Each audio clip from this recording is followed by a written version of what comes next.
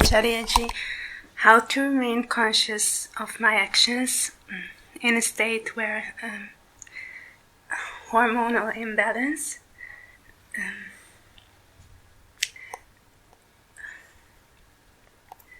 like now overpowers my ability to opt for conscious behavior over compulsive behavior.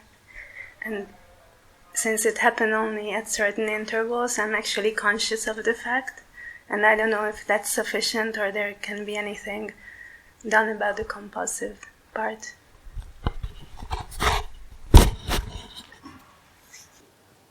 So there is the type of behavior that we call as, and Anna is calling as, compulsive behavior.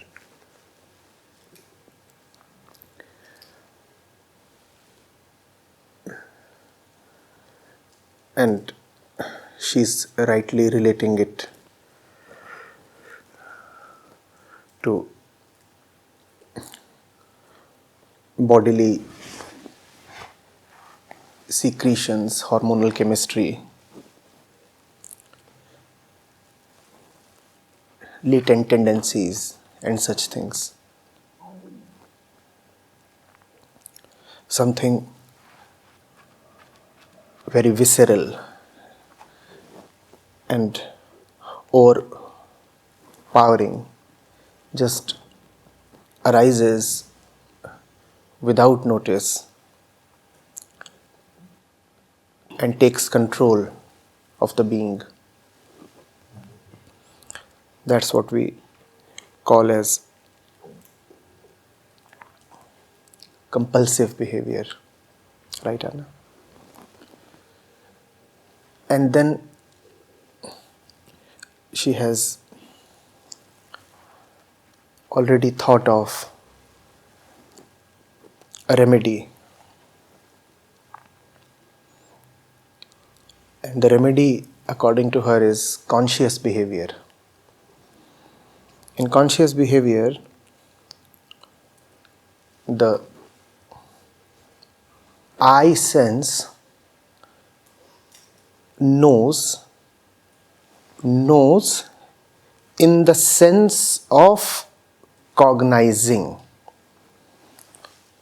Knows in the sense of rather recognizing. Recognizing by pattern matching.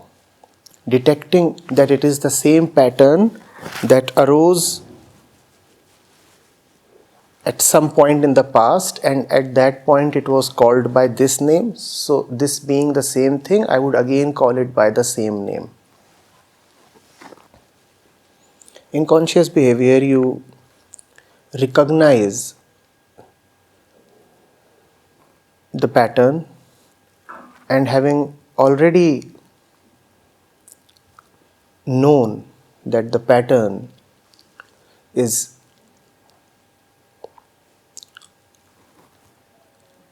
dislikable or harmful, you take active and conscious measures to disrupt the pattern, right?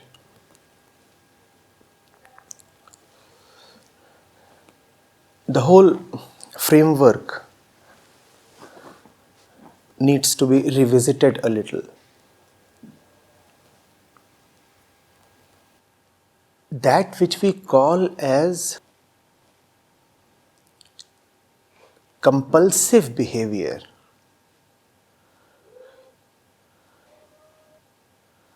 even that is determined by the I tendency.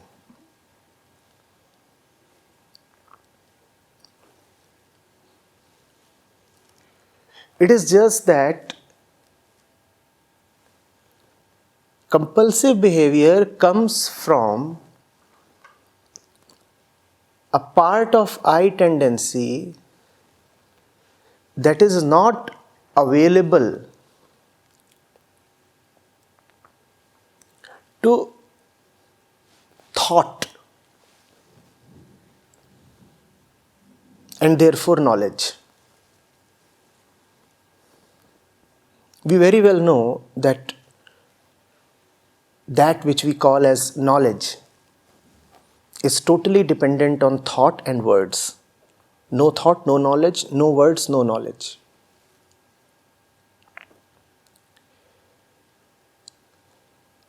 Compulsive behavior arises from the deep I tendency where language does not exist. That part of our being that is common with trees and animals and with little kids. No language, just instincts. No thoughts, just surges.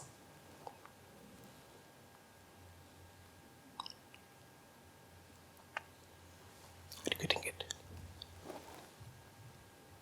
So when you call it compulsive behavior, it is not as if you are facing a certain compulsion from somebody else. That too is you. You are under your own compulsion. You are under the compulsion of your own primitive being.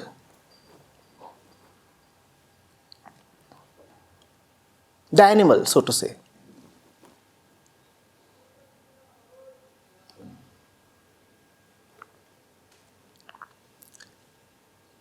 The ego operates very much even in compulsive behavior.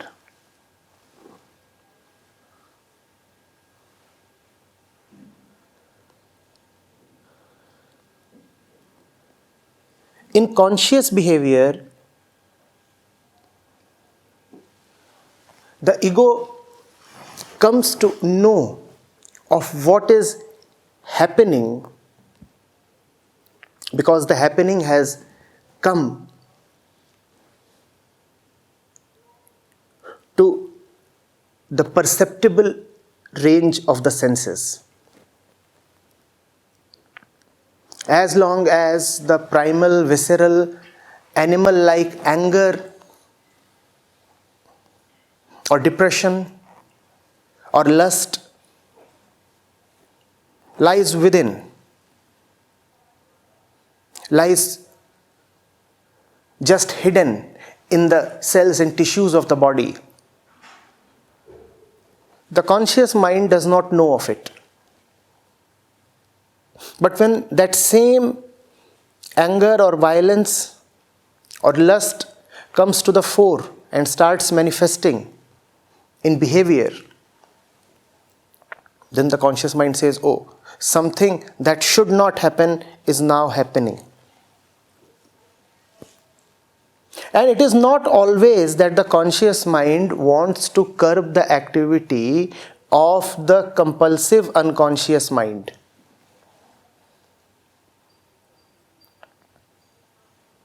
Many a times, when the season is right and the opportunity is favorable,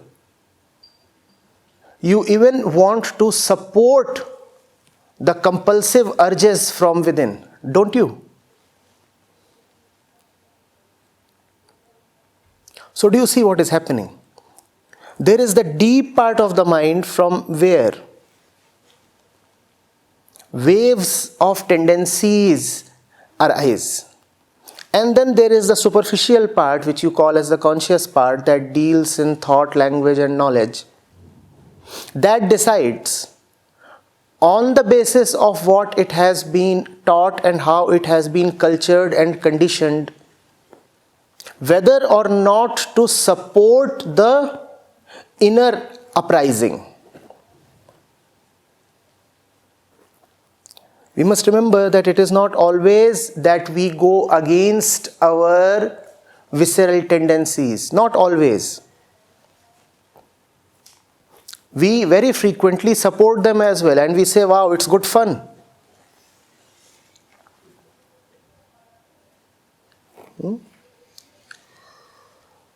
So, conscious behavior cannot really be the solution or anathema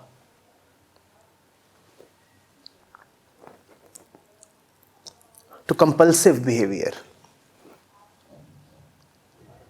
because both of them come from the same I tendency.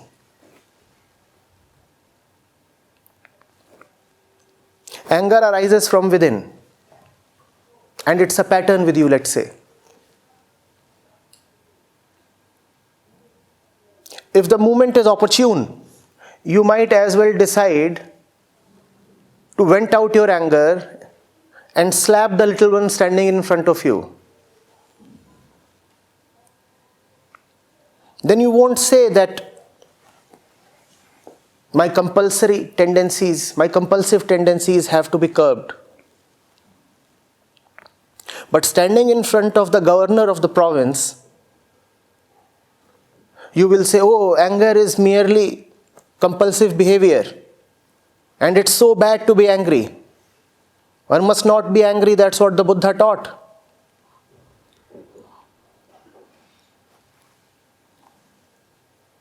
Conscious behavior is not merely conditioned, it is also very opportunistic.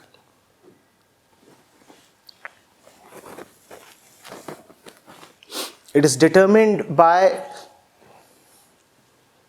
expediency and morality.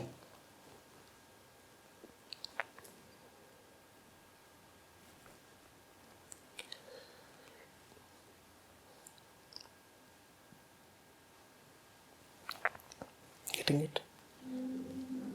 Then what to do?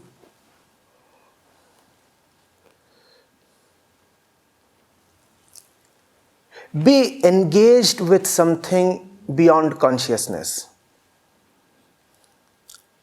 Conscious behavior may appear better than unconscious behavior, but is nevertheless not the best thing.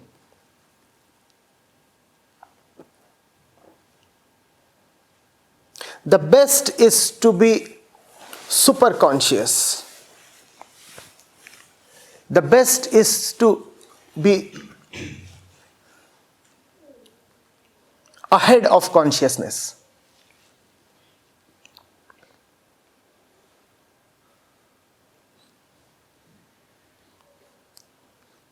When you are engaged in something that is so very demanding and immense,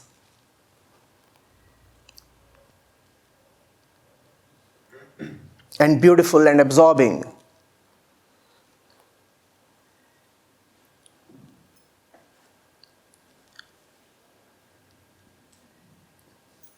that you do not even have the space,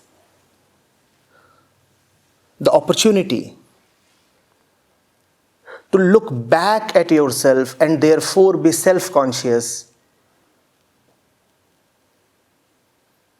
then all the activities in the conscious and subconscious domain fall in place by themselves.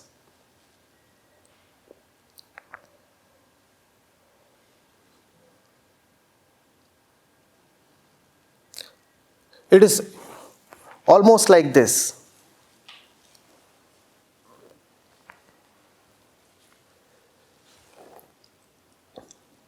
You have a basement in your house and you have a ground floor. The basement is big and deep and dark and unvisited. And the ground floor is illuminated but nevertheless limited and small.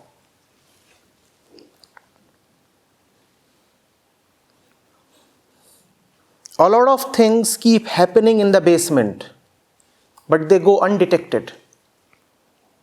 But many a times, the basement activity is felt even in the living room on the ground floor. Some stench arises, some slimy, creepy thing makes its way to your living room from the basement, and then you become conscious of the basement. And then you say, well, the basement is a dangerous place and I must do something about it.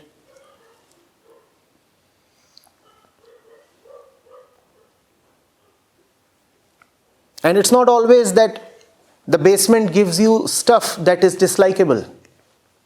1 in 10 times, you may have something coming up from there which you may as well want to accept based on your need, your situation, and the opportunity.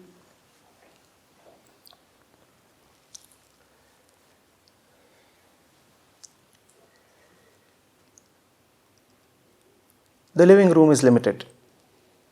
Even if you are able to protect it from what is happening in the basement, you'd still be living in a limited area.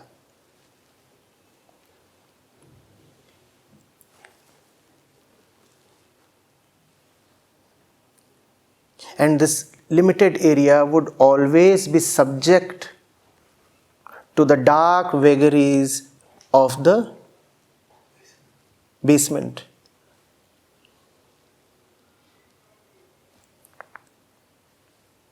Those who have known have told us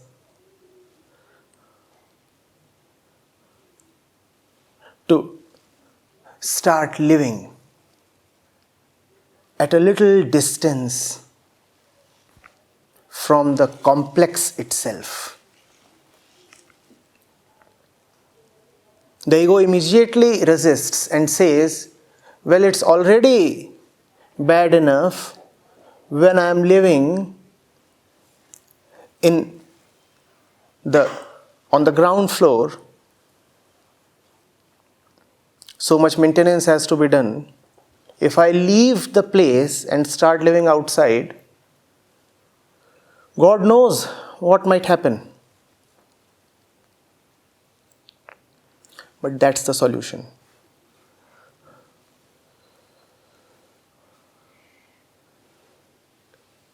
The one who you are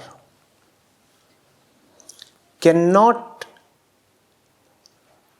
live in limitations.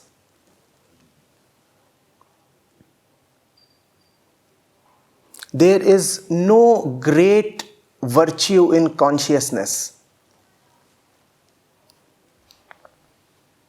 Consciousness is merely a trained and conditioned dualistic way. Consciousness always implies the presence of two. The one who is conscious and the object of consciousness. And who is the one who is conscious? It is always the I sense, the ego. You say, I am conscious. This two-ness, this separation is the bane of life. Why think of it as the highest ideal? Why propose it as the best solution against compulsive behavior?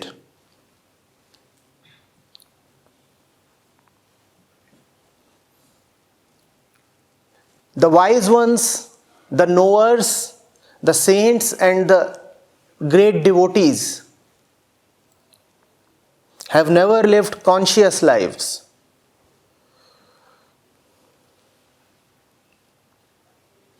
In fact, those who have looked at them have called them loonies, crazy people who make no sense. and who have no idea of what is going on.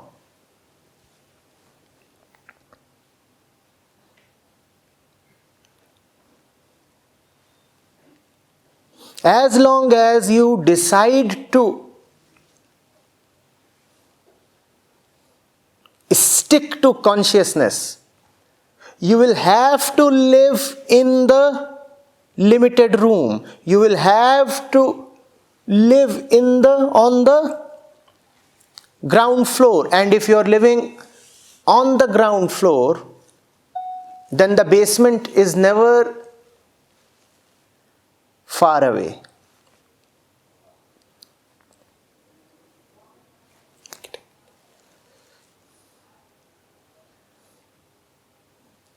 Be so very immersed in something beyond yourself that all the things that are happening in this complex, the basement, the living room, become immaterial to you. Do you get this?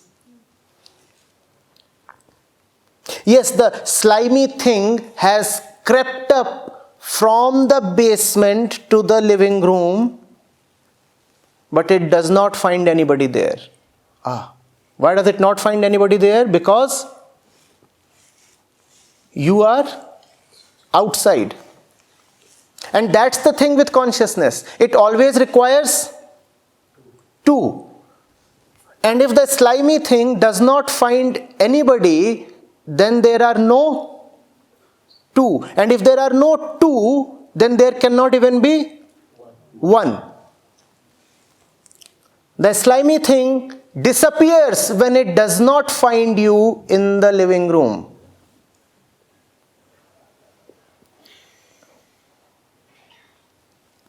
For anything bad to happen to you, first of all, you must be there. If you are not there, to whom are all the bad things going to happen? Anger arises, it does not find you. Now, who will support the anger? Who will sustain the anger? Therefore, anger has to immediately fall down.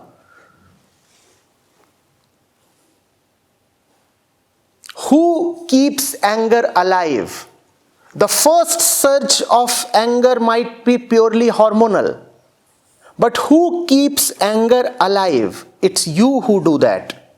If you do not support anger, how long can anger sustain by itself?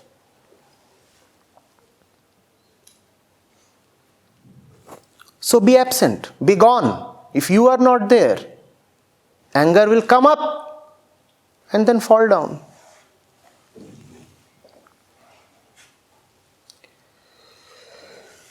Are you getting it? Do not rely on consciousness.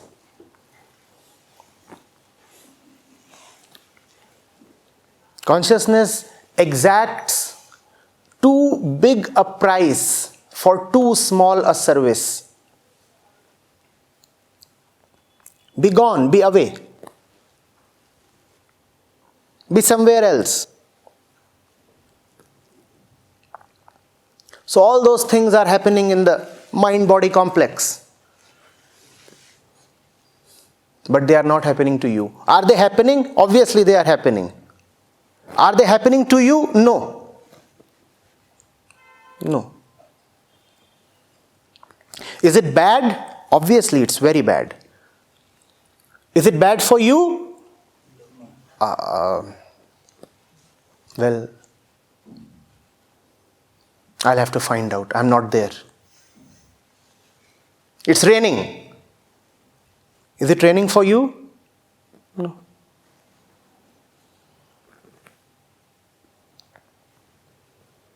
The hormones are doing their thing. The body is affected. Are you affected? Are you affected? No. Instead, a lot of effort is applied in the wrong direction. And unfortunately, even a lot of contemporary spiritual practice has to do with that wrong direction. We want to cut, control, or curb or eliminate the basement.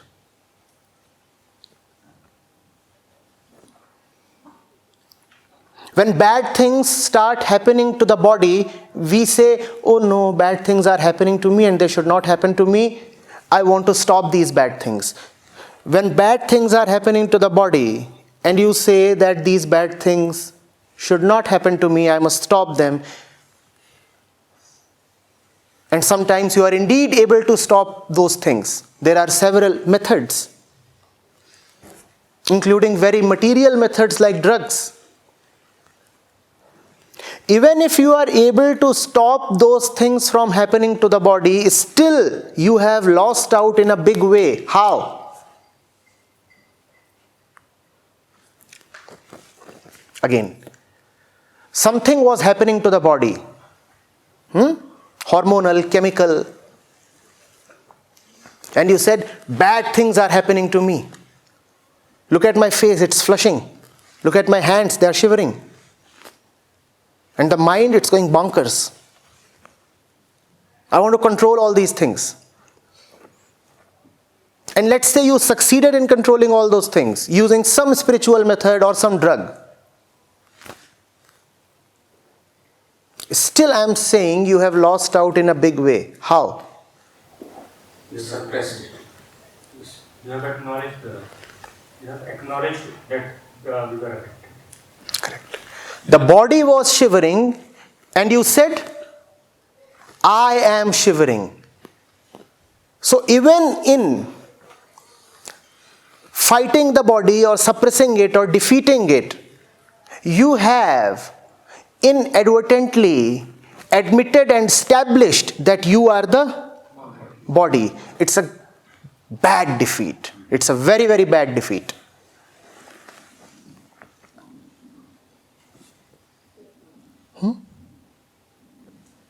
Now, the protection of the body too is important.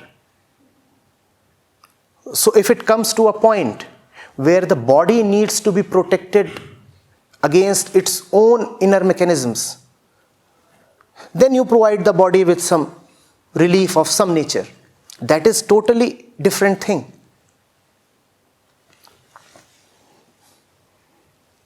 But to say I am the body and I am being affected and therefore I need a remedy is different.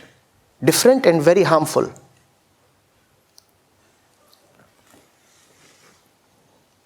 Getting it?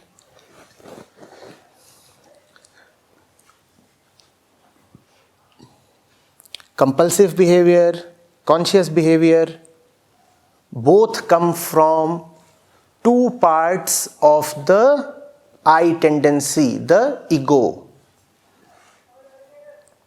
Conscious behavior is the favorite of ego and therefore probably even more dangerous.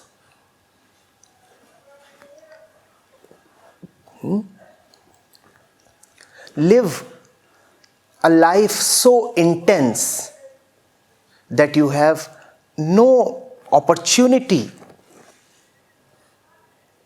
to ask or question, who am I and where am I?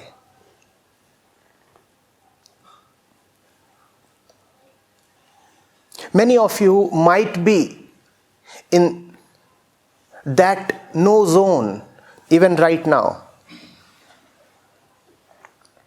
If you are really listening, then the listener would have dissolved by now. The two-ness would have evaporated. There is only a solitary connectedness, a connectedness in which there are no two to be connected.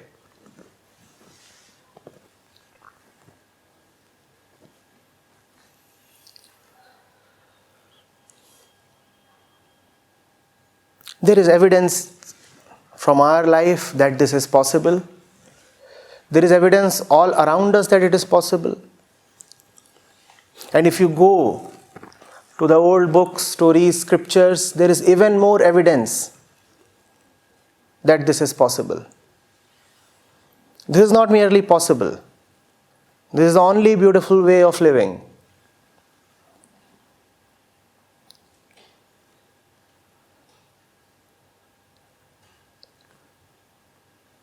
Remain lost. remain gone.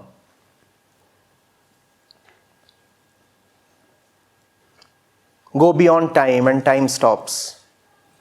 Become totally oblivious of time.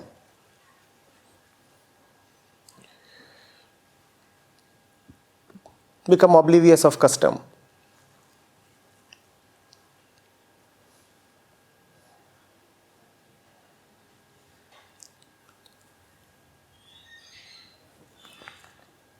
You are not going to teach an Archimedes to be nicely dressed up before entering the street.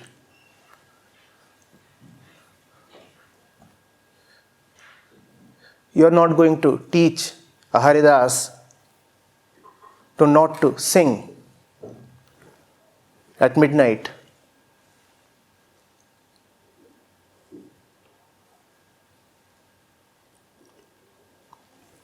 You are not going to teach a kern that when the insect is gnawing away at the flesh in your thigh, then you better leave the guru and take care of your body.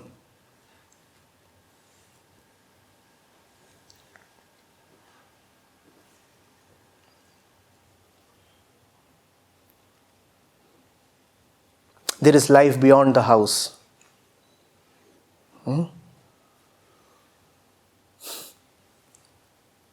But we are, you see, born and brought up in the house. So we want to remain there. We are too big to remain contained in the house.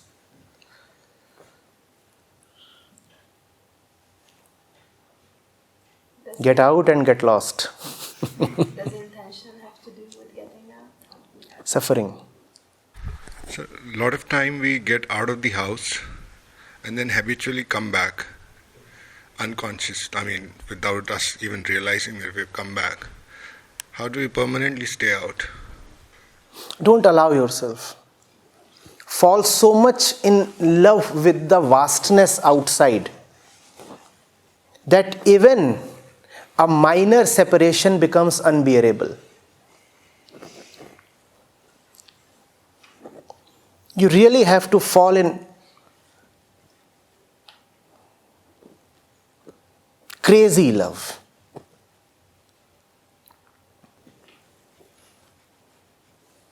That's what I ask meditators. If you really love peace so much, then why do you get up from your meditation? If peace is really so dear to you, how dare you breach the peace? Why does the whole thing stop at a point? And that too at a predetermined point. 7 a.m. in the morning, it stops. What kind of date is this? Lovers do not meet to separate, or do they? And if they are meeting with a pre-appointed time for separation, then is it love at all?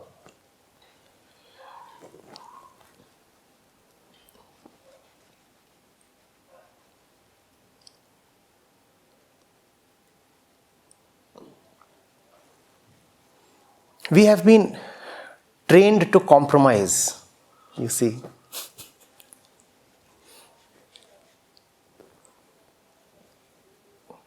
Spirituality is super rebellion.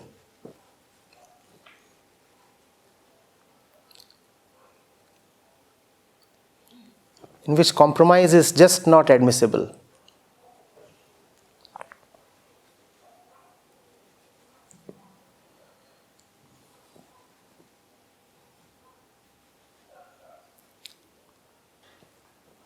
That's what is meant when it is said that he is just one.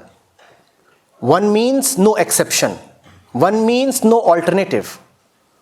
One means nowhere else to go to.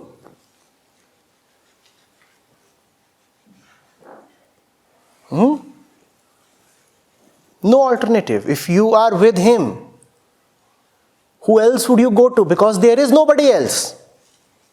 So how are you breaking away? For what? When there is no option available,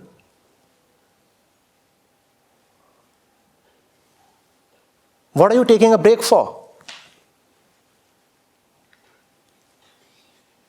This optionlessness, this choicelessness is very important to come to.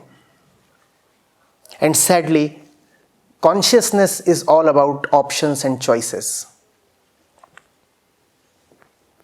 Unless you come to a choiceless state, you will remain wise and careful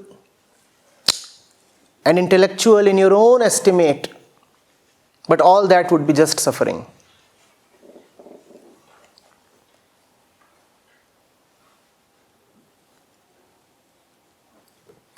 One has to come to the right one and then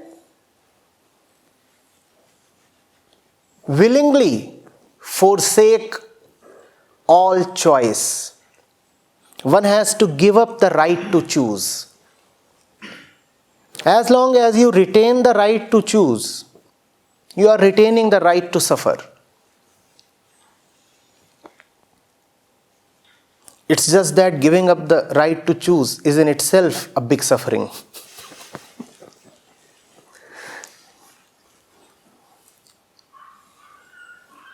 All our modern institutions are based on the right of choice, right? So it has gone down very deep within us. Free market, laissez-faire, democracy, all the kinds of freedoms that are enshrined in the various constitutions of the world, they all operate assuming that man's right to choose is, well, almost absolute. But in the inner domain, that right to choose is itself your biggest enemy.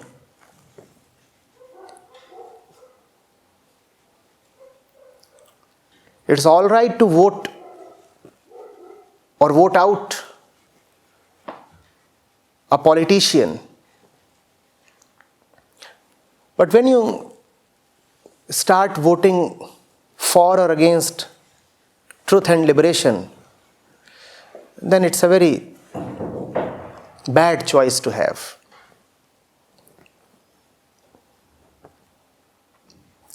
In the most significant matters of life, you must have no voting rights. You must be absolutely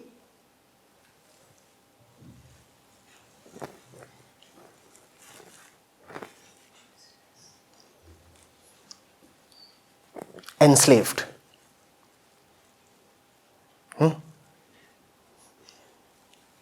now you know why the saints love to call themselves das, slaves. We have no choice, because if we have a choice, the choice would prove self-destructive.